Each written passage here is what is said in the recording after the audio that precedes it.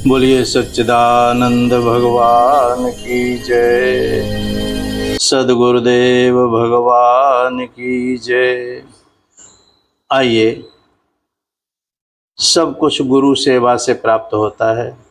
गुरु सेवा, उपासना, गीतोक्त साधक धर्मों में वो छठा आचार्य की उपासना। शास्त्र रहस्य जाने, उसे हृदयंगम करें, स्वयं शास्त्रोक्त तत्व आचार में लाए और अन्यों को भी शास्त्रीय आचार में संलग्न करें, वह आचार कहलाता है।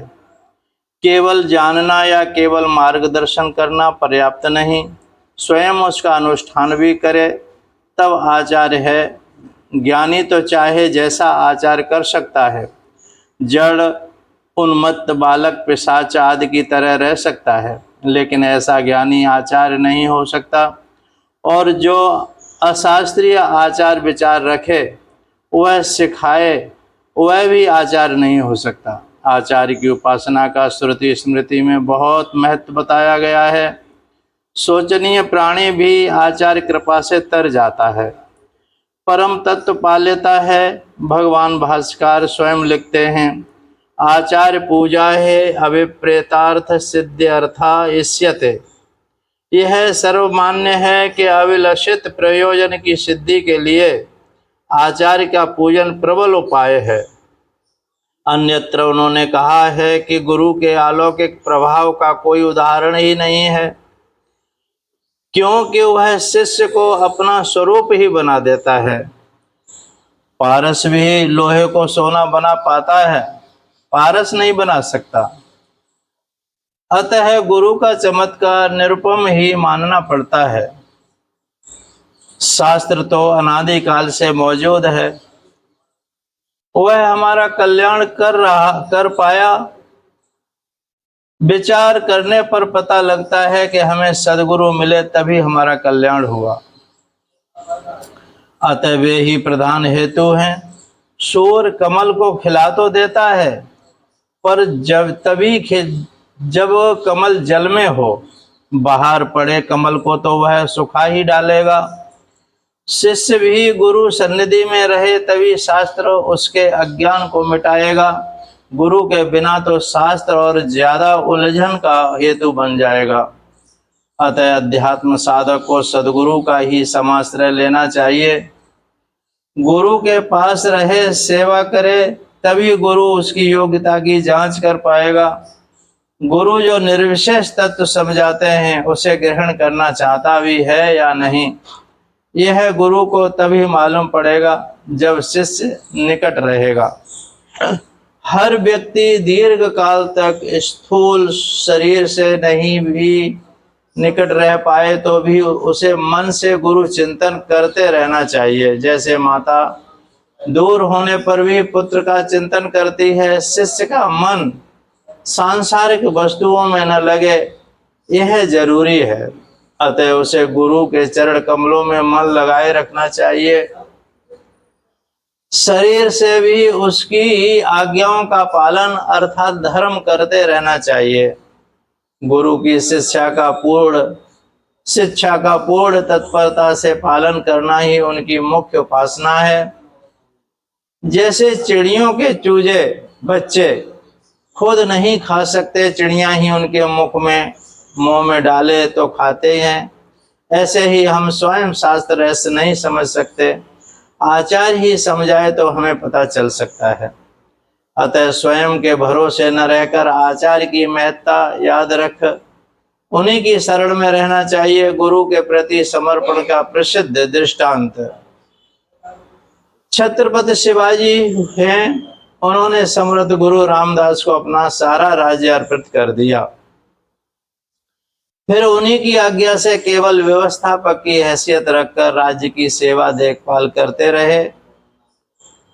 अतएव उन्होंने अपने राज्य का ध्वज भी भगवे रंग का रखा था, क्योंकि राज्य तो गुरु का महात्मा का था। यूं अपने स्व का समर्पण करने पर ही गुरु का पूर्ण नियंत्रण शिष्य पर रहता है, जिससे शिष्य वही बन जाता है जो गुरु है।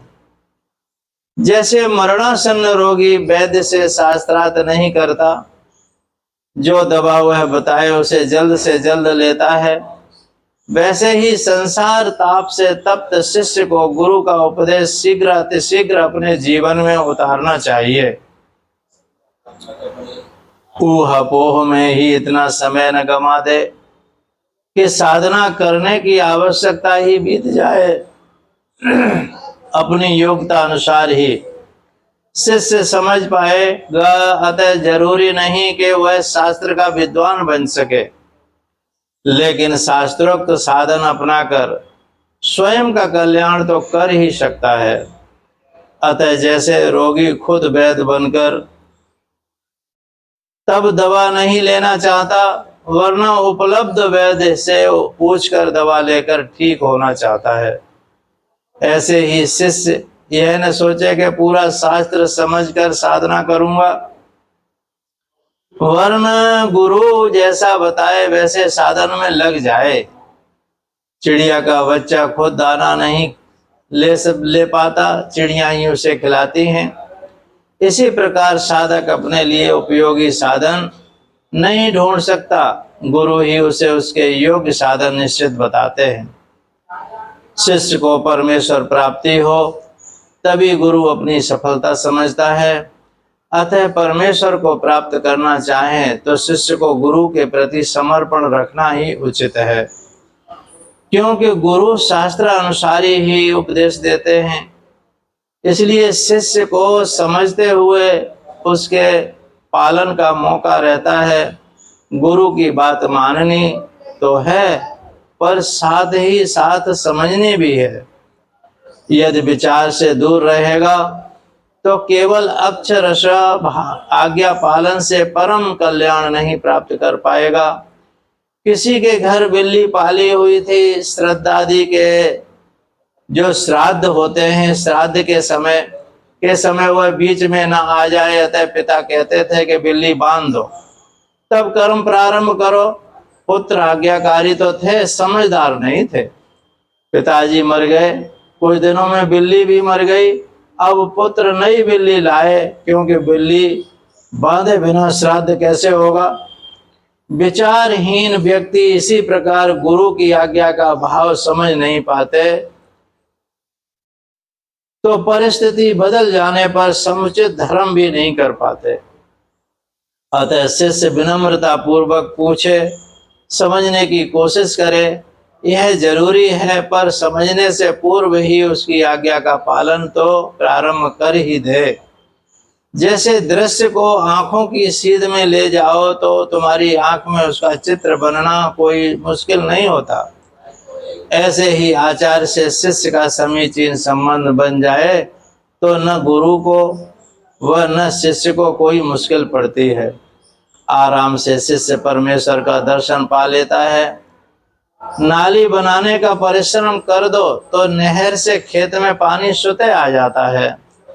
गुरु सेवा का भी परिश्रम कर लो तो गुरु में जो परमात्मा ज्ञान है वह स्वतः तुम्हारे हृदय में उतर आएगा। धन्यवाद। आपने सुना, समझा, पढ़ा तो लाइक सब्सक्राइब कीजिए। नहीं समझ में आया तो कमेंट करके पूछिए, हम बताएंगे। आप और हम सरल बन करके गुरु सेवा को में समर्पित होकर आत्म साधना में आगे बढ़ें। जय श्री कृष्ण। जय सद्गुरुदेव भगवान की जय। सच्चिदानंद भगवान की जय। सोहम सोहम सोहम।